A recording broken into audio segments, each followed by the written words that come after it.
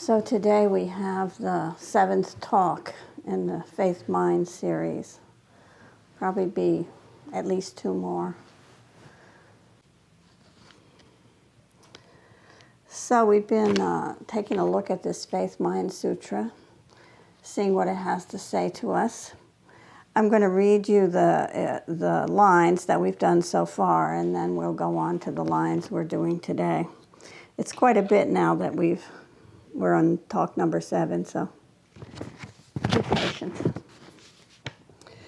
The great way is not difficult for those who have no preferences. When love and hate are both absent, everything becomes clear and undisguised. Make the smallest distinction, however, and heaven and earth are set infinitely apart. If you wish to see the truth, then hold no opinions for or against anything. To set up what you like against what you dislike is the disease of the mind. When the deep meaning of things is not understood, the mind's essential peace is disturbed to no avail. The way is perfect like vast space, where nothing is lacking and nothing in excess. Indeed, it is due to our choosing to accept or reject that we do not see the true nature of things. Live neither in the entanglements of other things nor in inner feelings of emptiness. Be serene in the oneness of things, and such erroneous ideas will disappear by themselves. When you try to stop activity to achieve quietness, your very effort fills you with activity. As long as you remain in one extreme or the other, you will never know oneness. Those who do not live in the single way fail in both activity and quietness, assertion and denial. To deny the reality of things is to miss their reality. To assert the emptiness of things is to miss their reality. The more you talk and think about it, the further away you wander from the truth. Stop talking and thinking, and there will be nothing that you will not be able to know. To return to the root is to find the meaning, but to pursue appearances is to miss the source. At the moment of inner enlightenment, there is a moment of going beyond appearance and emptiness. The changes that appear to occur in the empty world we call real only because of our ignorance. Do not search for the truth, only cease to cherish opinions. Do not remain in the dualistic state. Avoid such pursuits carefully. If there is even a trace of this and that, of right and wrong, the mind will be lost in confusion. Although all dualities come from the one, do not be attached even to this one. When the mind exists undisturbed in the way, nothing in the world can bother us. And when a thing can no longer bother, it ceases to exist in the old way. When no discriminating thoughts arise, the mind ceases to exist. When thought objects vanish, the thinking subject vanishes. Just as the mind vanishes, objects vanish. Things are objects because of mind. The mind is such because of things. Understand the relativity of these two and the unity of emptiness. In this emptiness, the two are indistinguishable, and each contains in itself the whole world. If you do not discriminate between coarse and fine, you will not be tempted to prejudice and opinion. To live in the great way is neither easy nor difficult, but those with limited views are fearful and irresolute. The faster they hurry, the slower they go, and attachment cannot be limited. Even to be attached to the idea of enlightenment is to go astray. Just let things be in their own way, and there will be neither coming nor going. Obey your own nature, and you will walk freely and undisturbed. When thought is in bondage, the truth is hidden, and everything is murky and unclear. The burdensome practice of judging brings annoyance and weariness. What benefit can be derived from distinctions and separations? If you wish to move in the one way, do not dislike even the world of senses and ideas. Indeed, to accept them fully is identical with enlightenment. Wise ones strive for no goals, but foolish people fetter themselves. There is one Dharma, not many.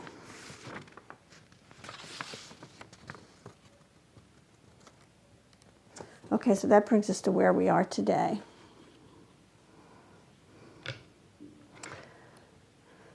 So let's take a look. I'm going to read you today's lines. You notice in what I read, if you're able to follow it at all, it's very dense, so it's hard to follow when you're just listening and not actually reading the words, that he repeats the same points again and again in slightly different ways, because these are the basic points that he's trying to get across.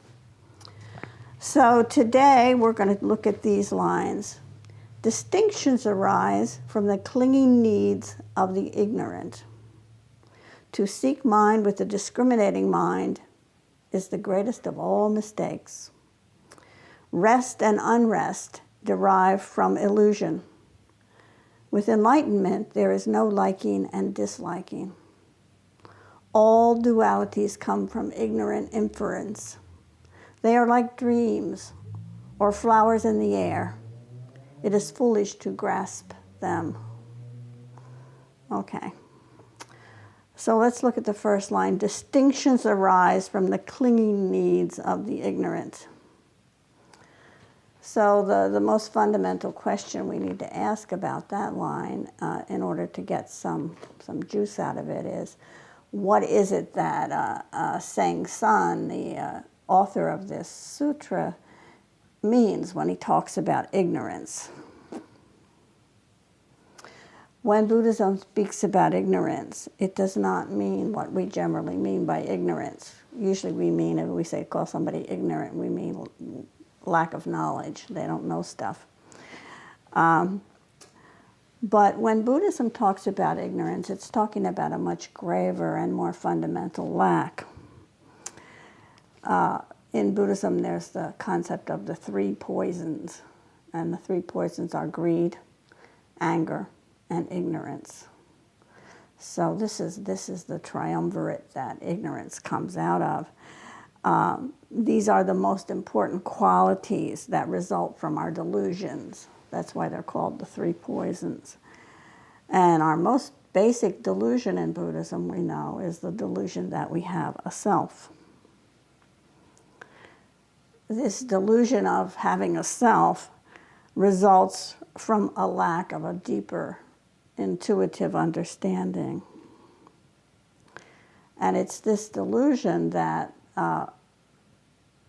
gives us discrimination, that causes discrimination. And discrimination leads to what the line is calling clinging needs.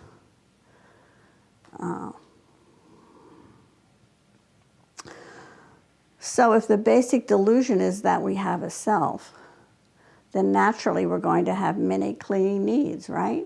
If you have a self, then you're pretty interested in getting what that self means, of maintaining and protecting that self. And to do this, we need to discriminate. We need to discern the difference between the things that we think are good for us, for that self, and the things that we think might be bad for that self. So we're always, scanning the universe and discriminating between these things.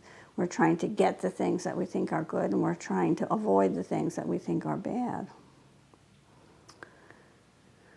If, on the other hand, we wake up to Buddhist truth, what we'll see is that we don't have a permanent, changeless self, after all. Then, what Sang San is telling us here is that we won't develop these clinging needs. What needs would there be around a self, for a self that doesn't really even exist? During session here, we chant the Relative and Absolute Sutra, And there's a line near the end that says, do not judge by any standards. It's this kind of discrimination that that sutra is talking about when it says, do not judge. The next line goes on to say, to seek mind with the discriminating mind is the greatest of all mistakes.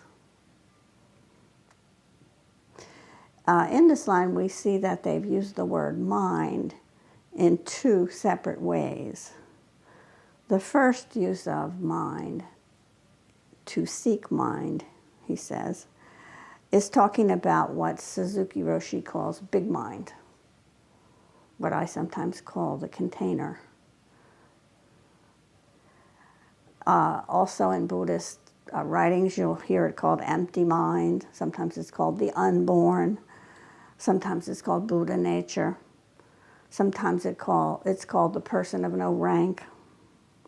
It has many names because it's so indescribable, so hard to pin down because it's not a thing.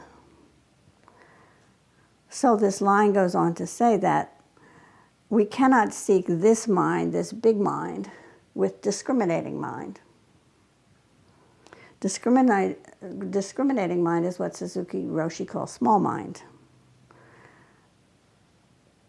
This mind is also called the mind of delusion, dualistic mind, ordinary mind, the mind of logic, words, and letters. So this is the difference between these two usages of mind. This small mind is the mind of ignorance, the discriminating mind. It's not that this mind is bad. We need this mind to function in the world. But the distinction that Buddhism wants to make here is that this mind will be no use to you whatsoever in spiritual truth. You can't find spiritual truth that way. So what Sengsan is saying here is that we cannot see or experience or fathom big mind by using small mind. The mind of delusion cannot grasp the mind of realization. This is a mistake that we make when we try to figure it all out. Big mind is just not accessible to intellectual understanding, to discriminating mind. So if we can't find big mind by thinking about it, how then can we realize big mind? And the answer is that we have to experience. It's an experience. And we do this by meditating, by deeply questioning what is real. At all times, we need to ask the Zen question, where do you find the self? This is a question that Zen masters often ask in the koans. They'll say to the person they're having a dialogue with, where do you find the self? And we need to ask this question. This big mind is intuitive. It's wisdom, it's not knowledge.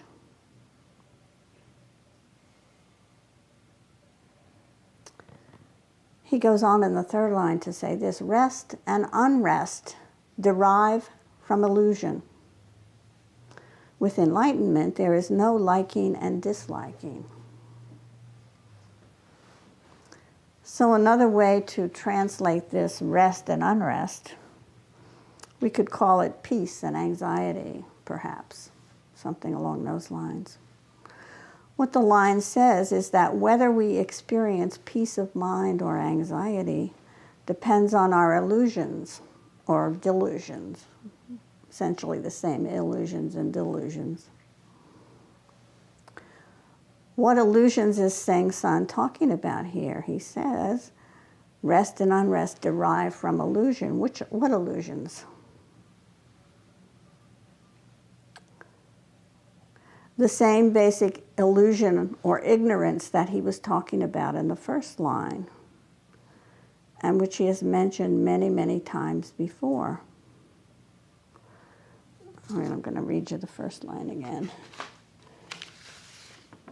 Delusions arise from the clinging needs of the ignorant. So the most fundamental illusion we have to see through as Zen practitioners is the illusion that we are a permanent entity. We have to uncover the wisdom to see that our self does not exist in the way that we think it does when we first begin practice. Doesn't mean that you're not there. It just means that you're not there in the way you think you are there, as this kind of permanent, unchanging entity. We create a self by the way we use our minds. Onto an experience of constantly changing moments, we project a continuity of self, of a persisting and solid self. But that self in reality is constantly changing from moment to moment. So you could say, in a way, at each moment we have a different self, a new self. So naturally, when we're so mistaken about a very fundamental thing, so full of illusion about the reality of who we are, then we won't be at rest. We will be constantly responding to our lives in ways that produce unrest and anxiety. But Sengsan goes on and gives us a solution in the second half of the line. He says, rest and unrest derive from illusions. And then he gives us hope. With enlightenment, there is no liking and disliking. So despite all the notions of magical mysticism, the blinding flashes of thought and insight, of fireworks and lotus flowers descending, that come into our minds every time we say the word enlightenment. What enlightenment really is seeing things in a different way. That's all it is. It's just a change in point of view. One day, like the Buddha, when he saw the morning star, we look at the same old thing, the same old world. And suddenly we see it in a completely different way. The scales fall from our eyes and we say, oh, I get it. And what we get is that we have no self in the way that we formerly thought we did. And immediately when we see this about ourselves, what we realize is that the same truth of emptiness applies to everything else in the universe as well. Oh, if I'm empty, then you're empty. If we're all empty, then the trees and the bushes and the cats and the dogs are empty too. It's connected. Then all the liking and disliking, all the picking and choosing, all the preferences that we've clung to fall away. Why? Because if everything is empty, it's all the same. If basically I'm empty and you're empty, then we're identical in that empty space. So what would there be to prefer if everything's the same? He goes on in the fourth line and says this, all dualities come from ignorant inference. So this line extends his explanation as to how these preferences fall away when we see the truth. The Sutra correctly sees that from our basic understanding of what is real, we make many inferences. And we use those inferences, those truths, to negotiate our lives. So if the way we see reality is dualistic, then the inferences we make will be ignorant, not wise.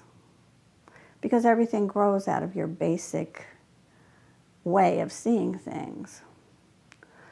So what about this word, dualistic? You know, we often use this in Zen. What does it mean? Dualism, dualistic. Well, we know that the ultimate Zen wisdom is oneness. This is the enlightened point of view. Everything is one, right? We can all say this very glibly. But this is not the point of view of oneness with which we enter practice. We enter from the relative world. That is the everyday world, and that is where we live our lives. This is the world of the myriad things, of the 10,000 things, as the Zen Buddhist writings call them. It means everything. This is the world of form, of individuality, of separation.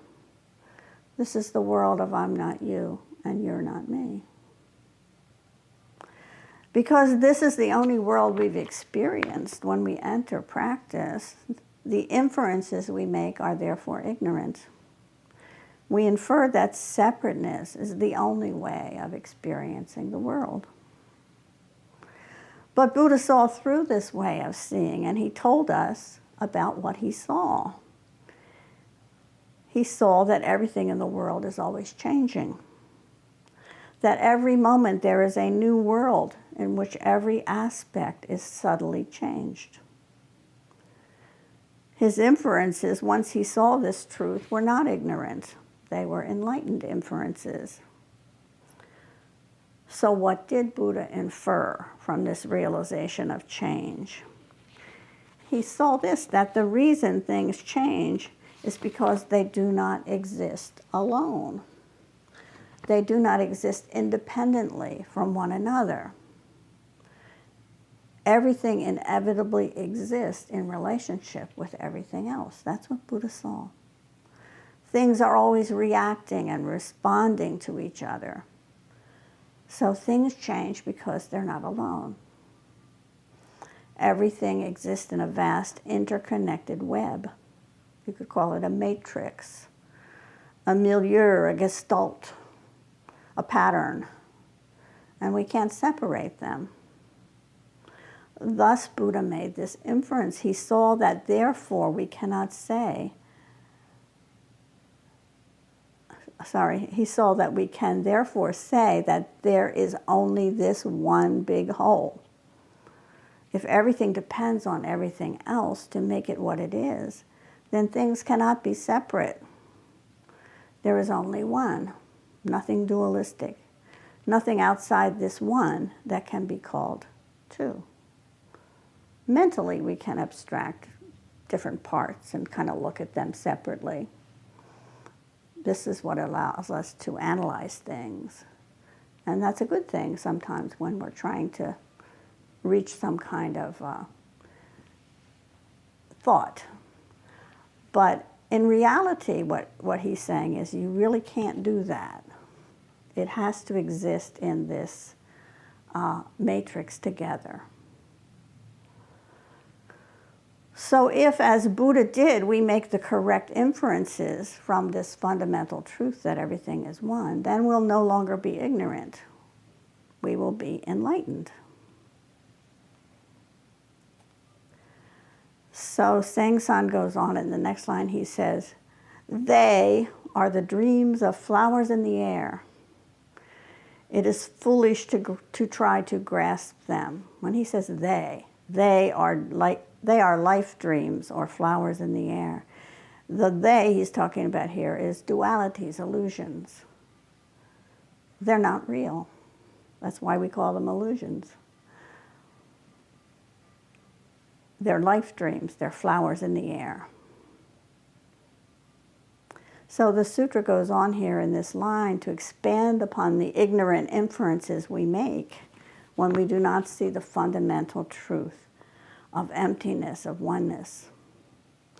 These ignorant inferences, we are told, are like life dreams, or they're like flowers in the air. They are things that seem as though they could make us happy, seem as though they're true. But they will never be meaningful because they're not real. And then in the second part of the line, he says, it is foolish to try to grasp them, to hold on to them, to make them permanent. It's foolish because they cannot be grasped in the first place, because they're not real, they're illusions. They're dreams in the air. This is very similar to what the Diamond Sutra says. We have a lot of sutras today. We're going to be talking about the Diamond Sutra later. And the ending of the Diamond Sutra goes like this: thus should you regard all things, like a dewdrop or a bubble in a stream, like a flash of lightning in a summer sky, a flickering lamp, a phantom, or a dream. They're all empty. They're all illusions, delusions.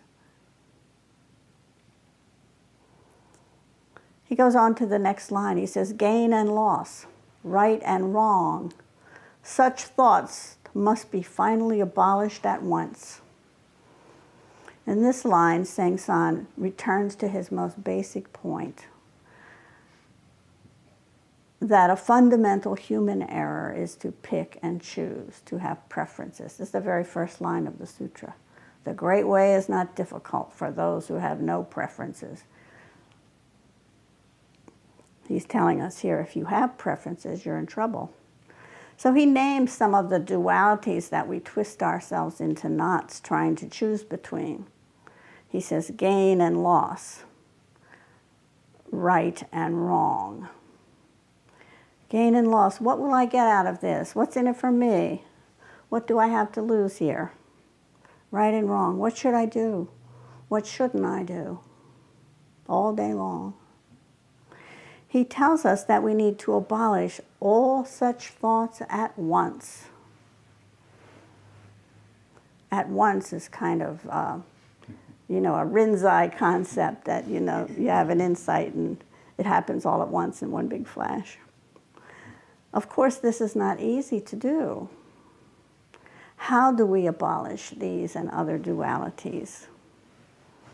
It goes back to the first line of today's portion of the sutra. It goes back to our ignorance. He says, distinctions arise from the clinging needs of the ignorant. So if we weren't ignorant, we wouldn't have dualities. As long as our basic point of view is dualistic, we will never abolish preferences. So it all comes down to oneness. It all comes down to that net of Indra that we talk about. It comes down to emptiness. It comes down to no self. Do we really see that everything is interdependent, not able to exist on its own? Do we really see that everything exists as a vast whole, constantly changing and constantly affecting everything else? Do we really see that if everything is one, then we do not exist as separate selves? Do we really see that only in a dualistic world do we have to pick and choose? When we see that everything is one, it's not possible to compare one thing to another. It is only in dualism that comparisons exist. And only when comparisons exist is there anything to pick and choose between. Think of the rest, the peace of mind, when we see this point of view. The burden of all those choices and preferences is lifted. This is the reality that we don't see at the beginning of practice. It's a different point of view from the relative point of view, which it is so easy for us to see and so easy for us to get stuck in and not see the other side. This relative world is also true, but not in the permanent, unchanging way we think it is. We need to see the absolute world, the world of emptiness, the world of sameness, of oneness. So in these lines today, what Seng-san is emphasizing is the absolute, the side of emptiness, because he's talking about not making distinctions. And the absolute world is the only place from which we do not see distinctions. In the relative world, we are mired in gain and loss, right and wrong. And we have to negotiate these and many other dualities. We pick and choose much more skillfully in our everyday life and much less anxiously when we have seen the other side of the truth, where duality does not exist at all. So our ultimate task is to put these two points of view together. The everyday point of view where things are separate and there are many distinctions and choices to be made, and the other side where everything is one and there's no distinction whatsoever. So this is what our practice is about. And what Seng San is telling us is that you're not going to get there by using discriminating mind to find big mind. You have to find that in your practice of meditation and questioning, constantly asking yourself, what's real here? Who am I? What's going on in this very moment?